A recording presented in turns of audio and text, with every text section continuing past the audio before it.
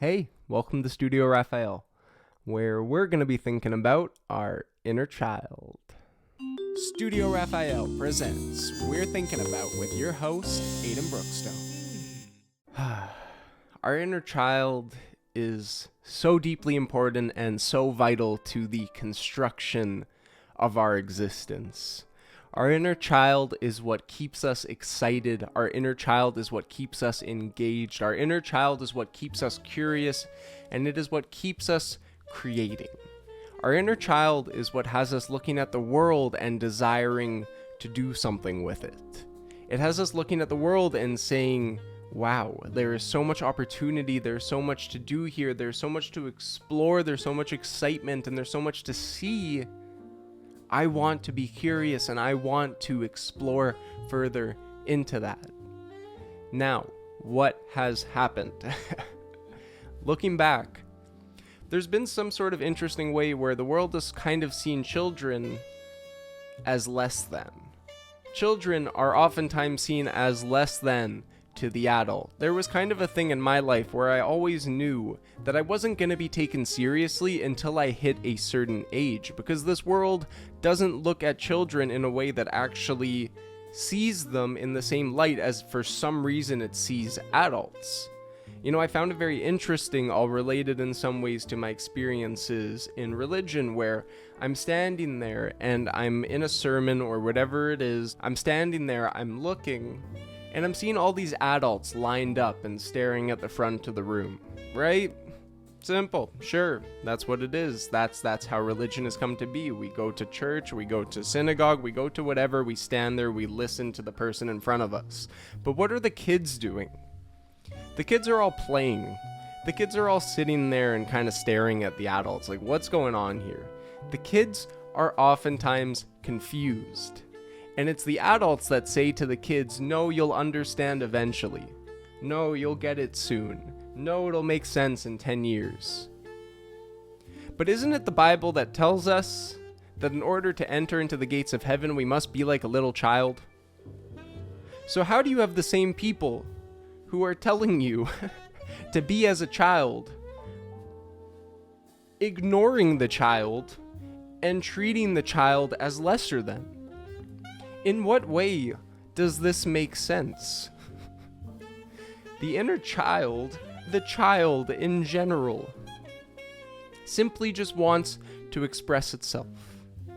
That's my experience.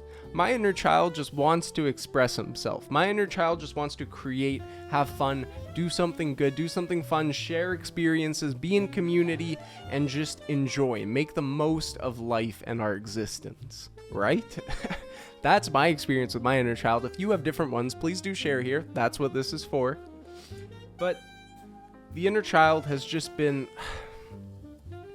so pushed aside by our world.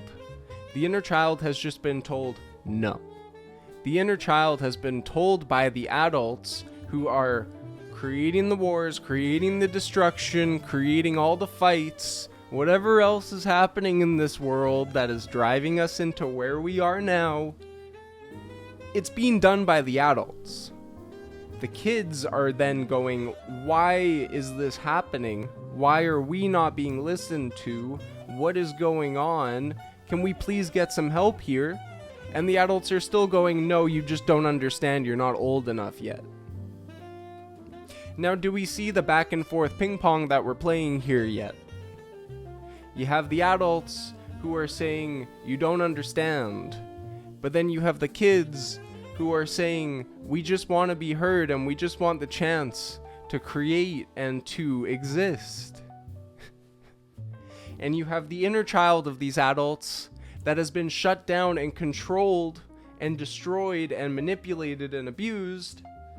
And then you have the inner child of the child that is then going to follow that same path, because all we are doing is just repeating the same cycle. We have adults telling children to act like adults, and we have children who are then being given trauma. And so the cycle continues. Our inner child is what has us creating better, Our inner child is what connects us to our innocence and to our joy and to our love.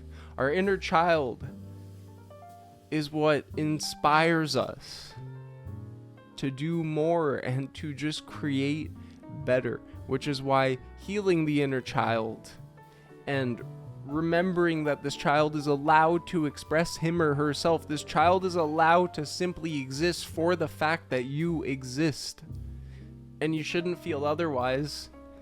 Acknowledging and recognizing these things, it's a step, it's a start.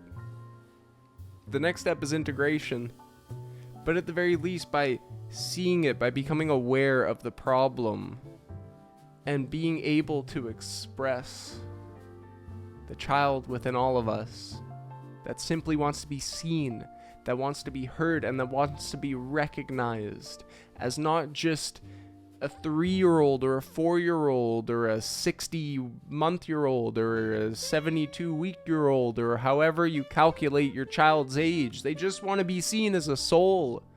They just want to be seen as somebody who is like you, who still has that innocence, who still has that desire to create something better and to do something good.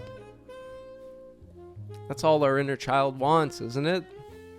It's to just feel that love. It's to just feel that sense of compassion and kindness from the world around us. But when the child isn't given that, the child is then told that it has to shut down. The child is then told, no, I can't be myself. No, I can't be vulnerable. No, I can't express who I am.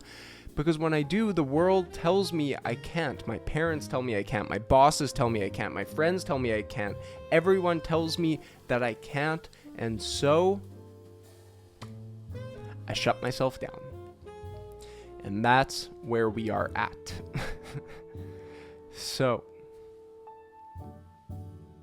taking the moment to acknowledge this, taking the moment to see it, taking the moment to realize that healing the inner child and getting back to that space of innocence is what will help us reconnect to heaven on earth. It's what will help us reconnect to that Garden of Eden, and it's what will bring us back to our pure connection with the source of all creation. And I think that's very beautiful, and I hope you do too. So, with that being said, if you have anything else to share on the inner child, on what needs to be done going forward, what we can do going forward, if you have resources, if you have anything, I want this to be a space. This series should be a space for anybody who is looking to get into their inner child work. If they come here and they can be bombarded with resources, if they can come here and they can see that there's a community that supports them, isn't that what the inner child wants? To feel recognized, to feel loved, to feel acknowledged, to feel like you can just be yourself? That is Studio Raphael. A space where you can just be yourself. And that's why I do this. And that's why I've committed so deeply to bringing this about in whatever way, shape, or form it's come about. It's just taken time, as does everything, as does healing, as does creating, as does every aspect of existence. Just takes time. And all I'll ask going forward, and especially with this week, is that you be patient with yourself, you be kind to yourself, and we'll get there. Slowly but surely we'll get there.